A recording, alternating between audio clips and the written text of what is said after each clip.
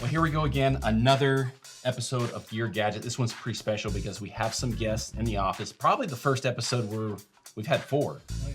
So traditionally we have 3 guys sitting here doing these hybrid type product reviews.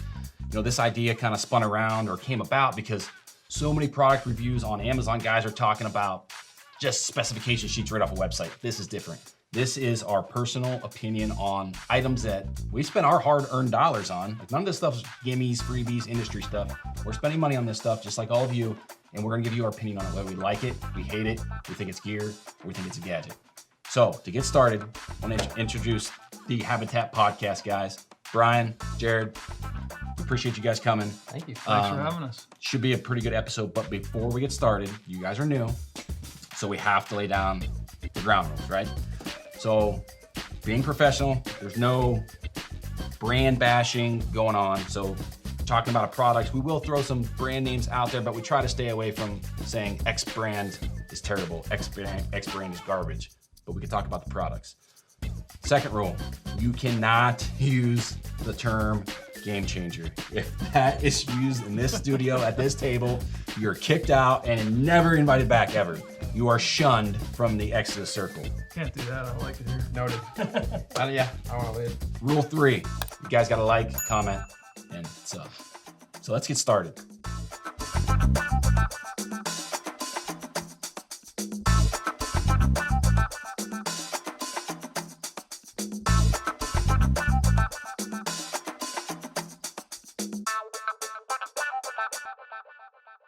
Cameron, you wanna take the lead and kick us off?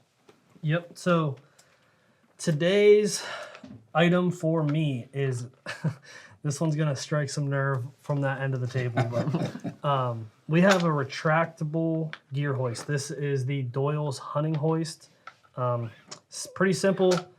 I keep this in my saddle pouches, cut a hole in the bottom of my saddle pouch, and I will take this little mechanism here, wrap around my bow, cinches to my bow, and I hoist my gear up. I don't have a paracord mess. I don't have knots. I don't have to worry about untying my knot once I get up in the tree and stuffing it away. This thing retracts, comes up with me, goes wherever I go. It's not very heavy. It's light. It's pretty quiet. It has some noise to it, but it's just so much simpler. And if you know the way I hunt, I'm simple, I'm minimalist, and I don't want to deal with stuff that I shouldn't have to deal with. So what was the inspiration around going to that style bow hoist, I guess? Messing with paracord, having paracord tangled up and knotted up all the time. Or before I went to this even, I was just strapping my bow to my pack. And I actually had my bow fall out one time. I had that bow sling that Jake and I did the episode on. I had that bow sling strapped to my back and I had my bow and climbing up the tree and my bow falls out. So I was like, I got to find a better way. Tried the paracord route, hated it. So a lot of guys on YouTube are suggesting the Doyles hunting hoist. You could use like a retractable dog leash if you wanted to. It's a lot cheaper than this. It's like $40, so it's kind of expensive. But it's supposed to be quieter than a dog leash. I don't know if it is or not, but you could use a dog leash if you wanted to. But yeah, I just hated dealing with every other option. If I needed to get my bow quickly and it was strapped here, I couldn't do it. Or if I was going up a tree that's 15 feet or 10 feet, because I'm not hunting very high and I have 30 feet of paracord, it's getting tangled, caught in trees, and this only goes as far as I go. So it's just a lot simpler. I think that one of the most frustrating things as a whitetail hunter, like whether you're hunting on a stand or a saddle or whatever it is, you get to your spot, you're getting, you're set up, you've been, stealthy, quiet, you feel good about your access, and you start pulling your bow up and it gets tangled in a branch, and now you're jerking things and it's swinging and slapping your sticks, and you're like, it can be frustrating. Oh yeah. I'm sure you guys probably experienced something Absolutely like that. Or what about tying? I'm with you on this. Or the paracord after dark, even wrapping that back up the way you do it with the figure 8. I'm too impatient. I can't do it. I'm just like, all right, time to go. So I have one similar to that.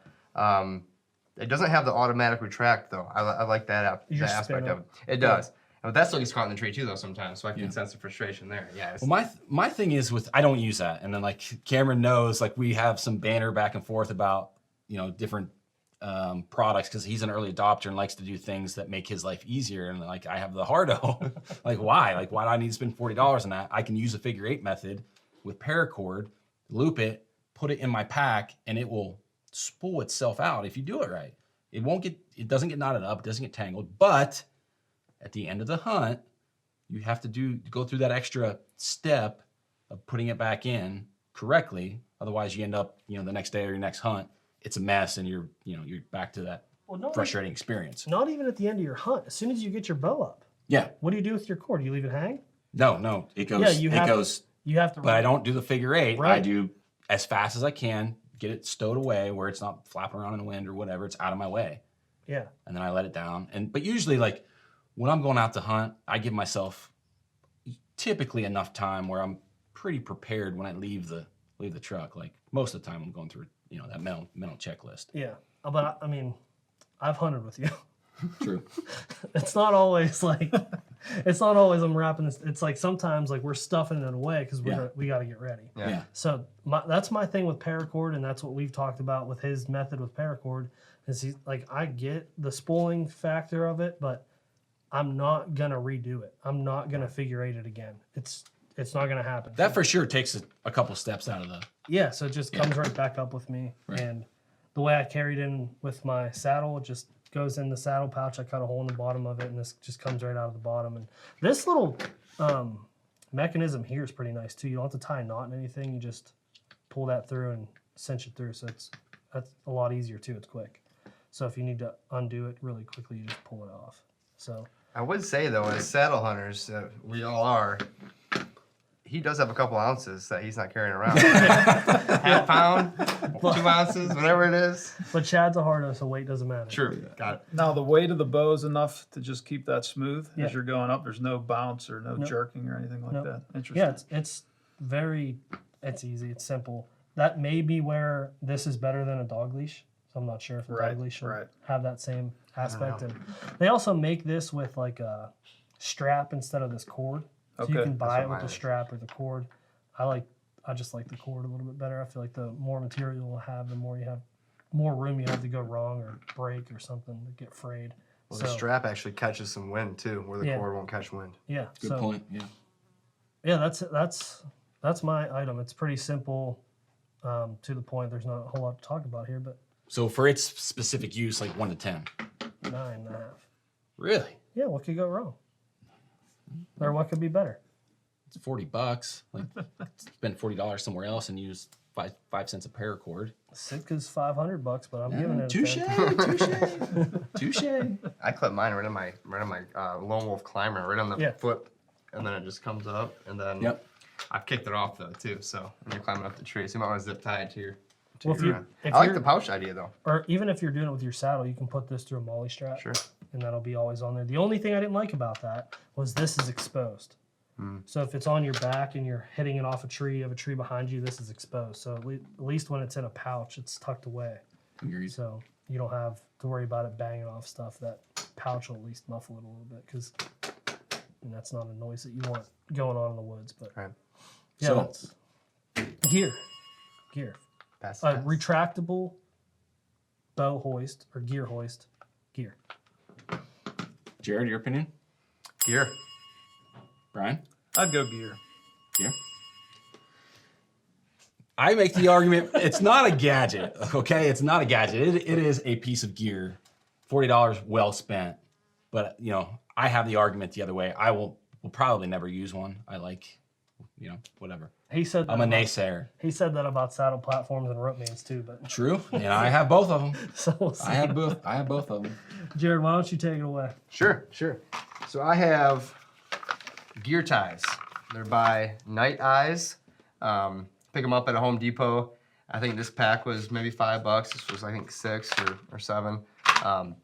I use these all the time. I keep them just in my tote because, I saddle hunt. So when I'm climbing up a tree, I'll either grab my platform and hook it to the back of my belt or the backpack so it's exposed, so I don't have to dig in and grab it when I get to the top. When I stack my hawk sticks together, I have one of these tied on the bottom stick. So I stack, and they button together, right, with the male and female portions, but this over top, rock solid. I've used it as a bow hanger in the tree before. I've used it to really just whatever you forget, you can usually rig something together, right? It's like a new age zip tie type product. And I have black ones. I don't recommend the black because in the dark you can't find them. So you go with the bright ones. It doesn't look as cool, but I'm more function over anything. So Absolutely. it's for how much they cost. I think I got this idea from my buddy Corey. This is great stuff. Great stuff. One question. I seen a quick tutorial video that Tether just put out using these and basically around your platform. And then, so you have this tied off to, I guess, the post or your seat or the top of the platform. I guess it would be your post. And then instead of like just holding that with one hand, trying to use a strap and, whatever, they use that. And then you can actually run this up to your bridge or to your tether and just hook it there. So you have two hands to work that platform. And I was like, damn, That's that's a pretty good idea. That's a good idea. No, I missed that video. I need to watch that. That's a good one. But there's like you said, like that is like the multi-tool. duct tape. Yeah. Yeah, it's the duct tape of mobile hunters. Like does anything. If you get a pinch, you can use them to hang cameras. I mean, you could. Good point. You're in a pole style tree, right? On public ground. It's hard. Like you're not supposed to cut anything. Not supposed to, cut stuff for shooting lanes. Like I've been in situations where I've used paracord, but this would work better. You grab a branch from the tree next to you. You pull it over. Now you have front cover. Now you have back cover. You throw a couple of those around it. Idea. Boom. Like I've used they're rubberized. They're gear ties too, but they don't conform to a bunch of different ways. They're kind of like buckle style. I've used those for that reason. And I've used those to kind of attach things to my pack or keep my gear on my back. These things are great. The Night Eyes brand too, they have all kinds of cool gadgets. I use their S-beaners on my saddle that's how I attach my sticks. Same. So, and then Chad, don't you use these to keep the long ones to keep your sticks, your B sticks together? Or isn't there something you can do with like the way you're there is, yeah. I mean, some of those, some of the longer ones, maybe 24-inch ones. So those B sticks, they're rope modded out, so I don't have. I try to stay away from buckles that, clang, clink, make noise or whatever. But I've seen a couple guys with setups will take those longer gear ties and basically individually wrap them around each one and then put a twist on the top and then attach them to their back, similar to what I do. And then you can just untwist them one at a time and take them off as you need them as you climb up. Yeah, so essentially you'd have this if this was way longer. Right, But yeah. on a smaller scale, you'd have your 32-inch right here. Yeah, so that would They work. might even make longer. Yeah, they do. You had your stick here, then you'd wrap around, then have another stick, and then wrap it around. Then you have your sticks in between here, and if you only need one, you only untie that one. That's Grab awesome. it, hang it, then this is still there. You need your last one, you just untie it and grab it. Yep. So that's a neat little trick So with these too. back in the day, this is probably 7 or 8 years ago, maybe 10 years ago. There was a guy I was hunting with. This was before these things got popular. I'm sure they were around, but guys weren't using them in this specific use case. Guy had just some Romex wire and did basically the same thing. Yeah. They took a short piece of scrap wire and sticks, tree, like whatever. I feel like I'm gonna start using this for a bow hanger. Yeah, I never thought about that, but Him saying that just now, I was like, yeah, you don't have to worry about screw ins or an extra. Yeah. What do you do? Just hang it like if you have a limb? Yeah, and I actually go through my riser, and you can keep that on the riser and shoot with it too. It doesn't do anything. So my Matthews is a big hole on top of the riser, and I circle it on there, and then you can wrap it on a branch or on your belt, right? Your S-beaner right there. That's nice. And then to your point about climbing up, I'll take 2 of those, have one on each side of my saddle, and I'll just have a stick in each hand or 2, and then I like your idea of unraveling and grabbing one, but that's what I did before because I kind of already know how many sticks I'm gonna need. Yeah. Right. And then I'll put the bottom 2 on, and then I'll strap those 2 and go up. Then I'll have one of those with my tethered platform on the back, which at the end I'll grab on the tree. And again, your idea with holding it on the bridge there or tethers, whatever that was, that's an awesome idea too. That's genius. Yeah, no, I don't want to take credit for that. That's not my idea. You just told Tethered. me, that's awesome. Yeah. I like that. Yeah. Yeah, that makes hanging your saddle platform like a much easier Just deal. throw a couple in the bottom of your tote. You're never gonna regret having. Right. If they're not heavy, the rubberized or silent. I'm thinking too, the bigger ones. I have an issue with the late season cold gear, getting it in, you're rolling it up and it gets pretty bulky. Good call. Just get a big one, strap it around, you could pretty much Oh, tie yeah. that to anything. That's a really good idea. Yeah. I've used paracord in the past, and it gets Right. tangled up and become a We're gonna mess. get him out of paracord for good. We're gonna get him totally out of paracord. I'll send him a box of these and he'll be done. Yeah. Yeah, I would say great item, great highlight product, gear. I'm going gear. I'm going gear. Gear all day. Yep. Good choice. Brian, you're up. All right, so I have the Lone Wolf Custom Gear Pocket Arm. Just a lightweight, compact tripod that you can strap to the tree. A little bit expensive. I think these are what, $249, Yep. something like that. I just have a simple pan head on here. It's not an actual fluid head. You could pick whatever you like. It's just a standard. Actually comes with 2 different size screws with either, to fit any head that you'd like to use on here. One thing I like is the compactness. I'll have my backpack. I'll just put this right on the outside, run a strap around it. Real simple to attach to the tree. You just loosen this set screw, get it where you want. There's actually a little level on top here. So, and what you want to do is lean it in a little bit, because as you're putting pressure on the tree, once you get it strapped, it's going to push this out, which, just till you get comfortable where the bubble's supposed to be. I've used this all season. I got 1 season in it. Boss has been cracking the whip since we got the YouTube channel. So I got a little bit lazy not taking camera gear, and this is helping me get my camera gear into the woods quickly, light, and it's effective. Has a little accessory hook here. You're going to hang a call or a set of rattling antlers or anything. You're not married to this 3 section. Chad just showed me his. He took the 1 section out, and it takes a little bit of that longer bounce and flex out of it. But nice quiet coating on it. Bushings are quiet. All the bolts are quiet. Just a great piece of gear that now that I'm doing more self-filming, I don't think I could live without it. Yeah, I'll say, as the cameraman, there is no bigger pain than having that big muddy arm or the big 4th arrow arm and having the base and the shoulder and we're trying to be quiet. And like, as the camera guy, if you're filming a hunter and you're making all that noise, he's going to be looking at you like, what are you doing? So you need to be quick, you need to be quiet, you need to be efficient and light. This solved every problem. There was a bunch of, when those first came out, it was like, how much weight's it going to be able to handle? That was my worry too. So everyone's running like maybe big DSLRs with big lenses or big video cameras. How much weight's it going to be able to handle?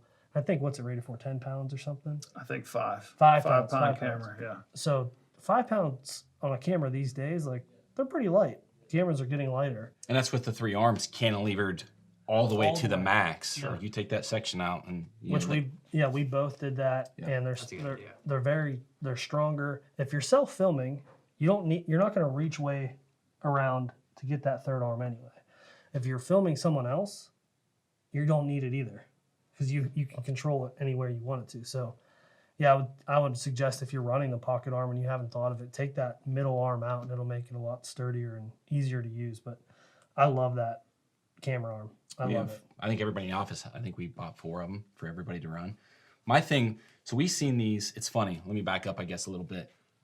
We were running some other camera arms and just like bitching and complaining the entire season. Like, all right, why isn't someone making something better? So I'm over here like sitting in my office sketching these drawings. We need to do this. We could do this with aluminum tube, and maybe it doesn't need to be tube. We could do this. And then a couple months later, boom, Cody and Andre have this. And I'm like, all right, like, this is perfect. And I was skeptic somewhat because of the way figure me a skeptic. But the thumb screw and then like the pivot, I guess I call it a pivot, the pivot side. I was worried like that should have been inverted, like the thumb screw should have been on the bottom and that pivot should have been on the top. I was worried about like this point loading and then like kicking off the side. But what I will say is, once you've used this a couple times and you can almost cam lock that with the strap, Right. Cam lock that down, that thing does not freaking move. No, they're solid. It is yes, like it's a phenomenal product. Yeah.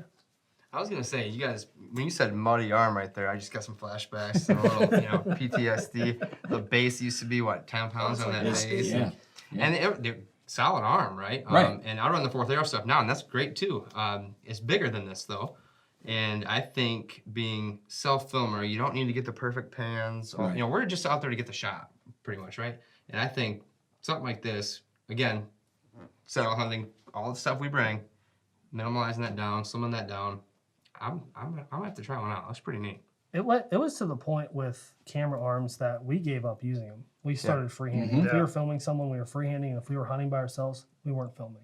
Like completely gave up filming because of how much of a pain it was to take a camera arm. My thing with the 4th Aero one is just how many different things that you have. So you have your base, you have your shoulder, and you have your arm. This is all in one. So it just eliminates 2 steps. You hang it to the tree, you put your camera on, and you're good to go. I think I can't believe it took someone so long to figure it out. Right. But Lone Wolf did have one. Like the original Lone Wolf Yes. had one. Dan similar. always uses, or probably still does use Yeah, his, he right? does. Yeah. It's similar to, is the screw on top or bottom on his? I believe it's on top. Okay. Similar design, like I guess would look at the standoff brackets and like the post of a tree stand, it had that kind of feel, which makes sense. Like coming from stand guys, that it would have that feel. But this is Oh, it's great. Yeah, gear. I would say like for a camera guy's perspective, if you're not filming a TV show, if you're not filming something that's going to be on TV or commercialized, just run one of these and save yourself the hassle.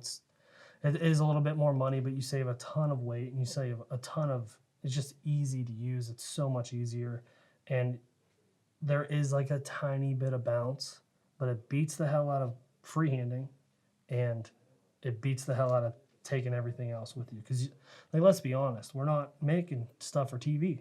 It's for YouTube. If there's a little bounce in it, they're not even going to know. Right. Because most of the stuff on YouTube now is freehanded anyway. So if you can add a little bit of stability, minimize your weight, and then you don't have something to, if you're freehanding, now you don't have to hold the camera the whole time. It's set away and you can do your thing. So, yeah, I think great item, great piece of gear to bring in, and it's gear for me. I would say, like, camera arm wise, it's like a 7 out of 10. But Ooh. compared to I thought you were gonna go higher. well, compared to everything else, it's like I would say the other options on the market are below a 5. Okay. So this is like 3 points higher than Okay. what they have to offer. It's not perfect. It's not like it's a There's a little bounce. Yeah, it's like a 7 out of stuff. 10. I mean, there's some things that you could do better. But here comes my butt again. Like it's the specific use case it's meant for is like self-filming. Yeah. Like it's not meant to hold FX7 or a 20-pound camera. So that's where like you're not. I mean, it's subjective opinion. It's a 7. Okay. Well, if there's not a better one, is that the automatic 10 then? If there's not a better one? No, No 'cause such thing as a 10. There's no 10. There's no 10s. There aren't. My thought is, so to self-film, you got to make a commitment to yourself, right? I'm going to bring all this crap out every time, and it sucks. Especially when you're not seeing deer or whatever, you want to leave it at home. Been there. And when you leave it at home, what happens? You see the deer. You see the deer, you shoot him. Oh, I didn't bring it that time. So if you can omit that part and just pack it no matter what every time, your chances of getting on film are going to be better. You're going to have it with you all the time. And it's small. I'll go gear. Yeah, I'm going gear for sure. It's only 1.5 pounds, and it's changed, like you said. For me, I'm taking the camera every time. It's not like I'm running late. I'm not going to grab that. Don't feel like dragging that in. So definitely gear for me. I'm going gear all the way. I like pretty high conviction in the product, and I don't throw around very high ratings, but it's pretty damn close to a 9. I don't see how, like, for its specific use case, which that's what I'm not saying like it needs to hold an FX7 or do anything like that. I'm not sure how it could be any better. Like the only thing, like, and you again, like going back to that, taking that third arm out and shortening That makes like that made sense to me. Like in that capacity, like I think it is a 9. Yeah, the way it comes in the package is a 7. You take that middle arm out, it's closer to a 9. Yeah. The reason it gets a 7 is like that long arm. It's just not used. Like you're paying another $50 for that middle arm. Honestly, like you get rid of that thing, it's $50 cheaper, and you can hold more weight. Yeah, Cody, if you hear that, take it out and sell it for $200. Yeah. Or you get 3 guys together and buy 2 of them. Yeah. Put the third one together. Yeah, there you go. You could do that. Yeah. I never thought that's a good idea. But what it does when it's long like that is you have a weight limit, so that limits your fluid head. Mm-hmm. So the better the fluid head, the better your pans, the better your tilts. That's why I'm giving it a 7, because it just All right, well, that makes sense. Yeah. it limits your, because you have to go with the lightest possible fluid head, because then you have to stick your camera on it. Right. So your fluid head is garbage. Yes. So you might as well just have it in your hand. Mm-hmm. So that's why I'm saying it's a 7, because it limits your fluid head. Got it. No, makes sense. Yep. All right. Well, I guess I'm the lone survivor here. What I'm going to be talking about is Bino harness, Bino bivy, whatever you want to call them. I've just added this into my arsenal probably 3 or 4 years ago. This specific model is the QU, I think it's the Pro. The model I had before that, I lent to someone sitting at this table, and they got lost in Colorado.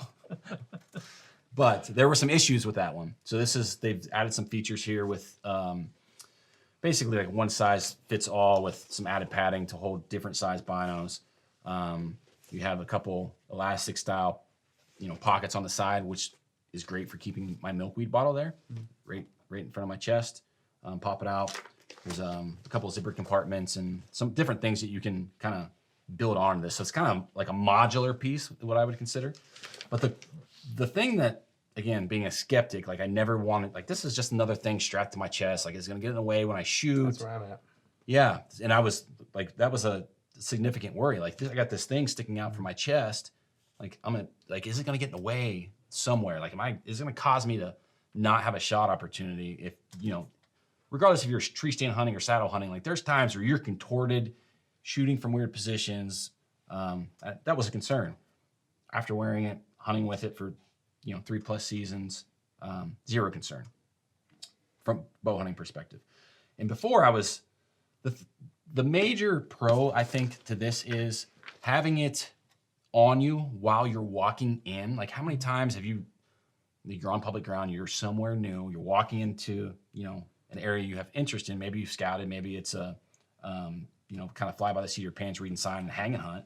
And like you see something and you're like, oh crap, I got to get my binos. Now you're digging around your pack, bunch of movement, like boom, right here, up, acquire whatever you're looking at, put them back down. And same thing when you're in the stand. Like I can remember, probably through my late 20s, like you'd get set up. I was hunting with a climber, big style, like backpack that you'd get at like Gander Mountain. You get up there, you get everything set up, and it looked like a freaking yard sale on the tree. Like there was stuff everywhere. You had grunt tubes, rattling antlers, you had binos, and it's like every time you need something, you're like, it's just like it's not needed with this. Like that takes all those added movements. Like everything's nice and tight. Saddle hunting, I hunt close to the tree anyways, a lot like Cameron. So everything's nice, compact, where you need it. You can get to something fast. You think you see a buck or think you see a deer or whatever moving. Like the target acquisition is super, super fast. Right back in, grab your bow and shoot. And with another added benefit to a bivy like that, it's away from the weather, the elements. Yes. Like the elastic ones that stick, that just go around and wrap around. They're easy, they're lighter, but you don't have the capabilities to keep them out of the elements. So that is a waterproof outing. For sure. Yeah. So it adds some protection to your glass. Yeah. Yeah, definitely adds some protection to your glass. One other I guess this is, I'm going to say it's specific for this model, I guess. So the harness attaches to you. The model previous to this, your binos didn't attach to your shoulder straps. So they were basically in there. No, I take that back. They did attach to your shoulder straps, but when you undid them, it came with it. Yeah, it came with it. So these were like almost removable over your shoulder, where in this case, these stay locked in. The Bino's attached separately, so they're you can move them without actually undoing this. That's one thing that I think is a pro to this specific model. And then this is actually, I think, is a big deal. A lot of Bino bivvies, harnesses, whatever you want to call them, yes, a lot of them will open up. So that flap or that hinge is flapping up, and then you're like, okay, well, you pull that up, now it's up in your face. You have to get your binos out. It's a little bit cumbersome. Like, it doesn't make, for what this thing's intended for, it doesn't make a whole lot of sense when they open into you. I don't know why Makes sense. anyone ever Yeah. like Yeah, designed that. it's like it's the simplest design thought like in the world. Like, I can't wrap my head around why so many of them open that way. Yeah. Just doesn't make sense. Another thing, so obviously this opens away, and the way that, I don't know, they have some kind of bungee cord or the way this moves, like when you fold it down, it's there. So it's locked in. You're not doing this as long as the weather's good. It's not raining. It's not pouring snow. Like, you can open this up like this, and it stays there. Yeah, that's nice because say you're in a scenario where you're trying to see if maybe a buck's a shooter, and he closes the distance quick. Yeah. You don't have to worry about closing it back up. You just leave it. You stick your Yeah. binos back in, and you Yeah, you're here, you're there, and you're back in. one-handed operation. Yes, 100%, 100%. Yeah, I wear one every hunt, and I will say I'm going to address your concerns right now. Okay. They're stirring up here. When I ran the Manus saddle, it got in the way because you cannot adjust your bridge. That bridge is up here if you're running your tether too high. That bridge is up here, and that harness is right there, and it kind of sits on the bridge, and it's in the way. If you have a saddle with an adjustable bridge, there's no concern. Okay. Yeah, good point. Yeah, Valid point. because when I ran the Manus, I would take my binos off, put them on the tree, because I could not. There just was no room. Yeah, Because you go like this and you hit your bridge. And because the bridge, even with the saddle harness, with the bino harness on, like you're hitting your bridge just doing this, and you're like leaning on it. So I would take the binos off, put them on the tree, and I would like have to reach over and grab them when I need to see something. I'm just moving way too much. Yep. So having an adjustable bridge on your saddle allows you to wear a bino harness all the time. So that when you were saying that you ran that saddle and then said I just am always worried about it being in the way. It is in the way with that. The one thing I will say about this specific model, it is a little noisy. Like the outer fabric that is used in this, it's it's not the most silent material that you could probably. I feel like they're actually made for like a Western. Oh, for think so, sure. too. Yeah, I mean, yeah, they're for sure Western style hunters. Like, I think that where this was probably born, but there's more. I mean, there's so many more people adopting these into their kind of whitetail toolbox that you're becoming more often. You see guys running the system like this. Yeah, the one that I'm running is the Outdoor Vision Gear Ridgetop Bino harness, and everything I do, I'm trying to find the smallest one. So the marsupial gear one is smaller, and the Outdoor Vision Gear one is much smaller than that because I'm not taking big binos in. So it just sits on my chest, and it's like a little square. That one, Smaller footprint. yeah. So that one would take up a much bigger Yeah. spot on my chest. But the cool thing, I think probably a reason.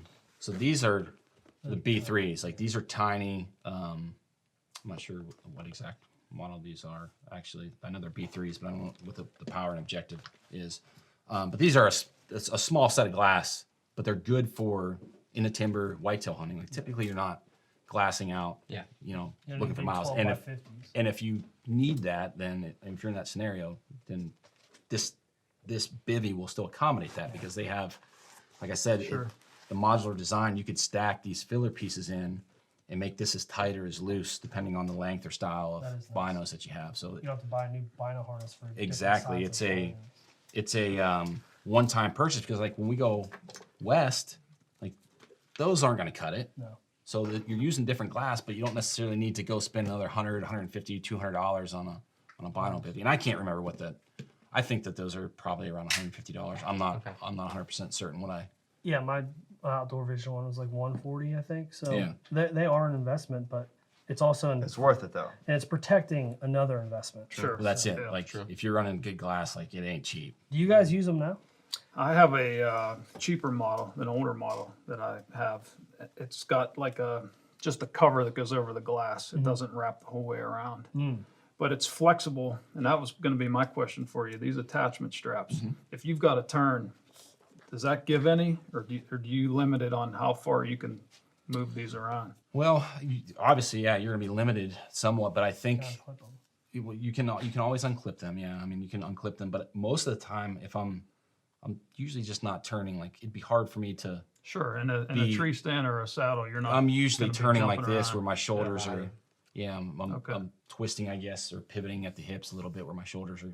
I've never been in a case where like, oh, there's a deer there, I need to glass And him you in. Like I couldn't can't get get there. Perfect. But I mean, Yeah, it's a because the legitimate older concern. style that I have, everything is like elastic, so you could Right. get more mobility. But And you can extend these too. sure, What I don't to like give you a little about more those range. is like they bounce off your chest because it's elastic and it's bouncy. I ran those. I think it was like called Crooked Horn Outfitters. I think. I think that's what I have. Really nice, almost like a suspender style system. Really, really nice. But like you said, it just doesn't have that outer protection. Right. Protection of the glass. I guess I just always thought it would get in the way. It But I've doesn't. never tried one, so I shouldn't be judging it without trying it. But at the same time, I'm like, so I'll throw my binos. I got some old loopholes. They're small like this. And they have a neoprene strap that stretches. And I'll just put them inside my jacket. Yep. But at the same time, there's a reason all you guys are wearing these now. And it must be either fit better. You don't have that weight hanging on your neck while you're hiking through the woods with a backpack and a stand and everything else. Something about it. Easier Has to to be access. advantageous. less movement than going in your jacket and all that. Yeah, I can't say I always put my binos away before I shoot. I don't, so they're out of the way. Like this would be out of the way, you're saying. Yeah. I'll have to give I've it a never shot. been in a scenario where I'm at full draw and that thing is in the way. Yeah. And like Chad was saying, like you could build off of this and put other things on it. You could have they make rangefinder pouches. Yep. So you could put a rangefinder That's a good idea. attached here. You can have your milkweed here. I run like my milkweed is in a coin purse, like a little coin pouch. I'll just strap that to I'll hang it here so it's always there. You can put stuff in here. Mine. I run my phone in that a lot Yeah. of times too. Like instead of digging down through my pockets, I just slide my phone in the backside of my binos. Put your apple juice box in the side. Yeah, there you go. Just keep the Long straw, out. yeah. I love apple juice. And then you can keep your tags and licenses and stuff. Like Yeah. mine has There's a zipper on the side there. Okay. there's one here. Yeah, that's a slick setup. Mine has a zipper pouch on the bottom, and what's stored in there is actually a rain bivvy for your Bino bivvy. But I take that out and I put my licenses and tags in here. So I'm always gonna have this with me. So I'm always gonna have my license with me. So yeah, I think this I was mean- something that I was thinking about even bringing as gear. So I'm gonna go gear. I think people that don't run a Bino harness are missing the boat. Well, I need to get on the boat. I think having your binoculars is my most important piece of gear that I bring with me. I mean, if I don't have them, I'm mad at myself for forgetting them or whatever it is. And I'm going to try it. I'll go gear. Yeah, I'm gonna go gear, and it's time for an update with the older version that I have without the full coverage and the accessory pockets. Definitely gear. Obviously, I'm going gear, and I'm going to give it a 7 out of 10. I think that there This are some specific things model? that specific model. Yeah, not the idea of a. I think it's the idea of having one is pretty essential. But that specific model, I'm going to give it a 7. I think there are some things like it's noisy. There's some things that for a whitetail hunter, it doesn't fit every. It doesn't feel like check every box. But being versatile enough to use Western hunting and whitetail hunting without having to own 2 of them, I think it does a really good job at that. If the material was a little more quiet, and the bottom of this is made, it's like made for Velcro. So they have, when we were talking about this thing being modular, they have things that you could stick underneath it here. I'm not a fan of, I'm not a fan of that. So that, a quarter point, half point deduction, but for sure, I'm kind of thankful you lost that in Colorado because I probably would never get upgraded and bought this. But you probably aren't very thankful that the binos were in them when they got lost. Oh, good point. Yeah. So I forgot to mention, not only did he lose my bivvy, but he also lost my glass. The binos were in the harness. Forgot about Got that. lost. That's Yeah. Jake's fault they got lost. Point the finger somewhere else. Well, I think that's it. I want to make one point Okay. too. Okay. With the Bino harness, if you are running one and you do decide to run one, and you're like, we're trying to tell people not to, they don't need to. If you're gonna run one for scouting and hunting, you should probably consider using a different one scouting than hunting. Why? They get so sweaty. These backs on there, like this holds sweat so much. They're not very breathable. So like these things start to stink pretty bad. Good point. So I have one that I use for scouting because I'm always taking my Bino scouting, and I have one for hunting that I use separately. Well, I think the cool thing, like, I think that you could buy you just probably the just buy a shoulder harness, straps. yeah. Or just not the bibby, but just the, just this Could you portion. pop those off and throw it in the washer too if you had to? Oh, I send anything through the washer. Yeah. Just don't tell my wife. Doesn't matter. Don't Pop it in send a there. bottle of dew urine through the dryer, I can tell you that much. Oh my god. Yikes. Long time ago, but it's bad. Shouldn't be messing with those gadgets anyway. Exactly. Not anymore. I don't use it anymore.